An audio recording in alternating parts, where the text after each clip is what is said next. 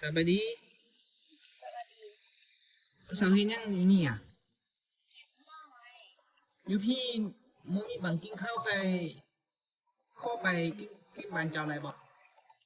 เจ้าคนประเทศไหนใช่น่ะแม่คนจีนขอเอาเงินให้เจ้าก็ได้บ่เอาเงินก็ได้เขามีแต่อาหารเหล้ากินโกจะกินได้บ่ได้อยู่ไปเนาะ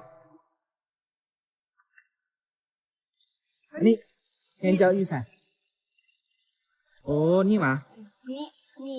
มีตัวนี้ได้จะกินได้บ่ตัวแนวจะกินได้บ่โอ้อันนี้ได้อยู่螃蟹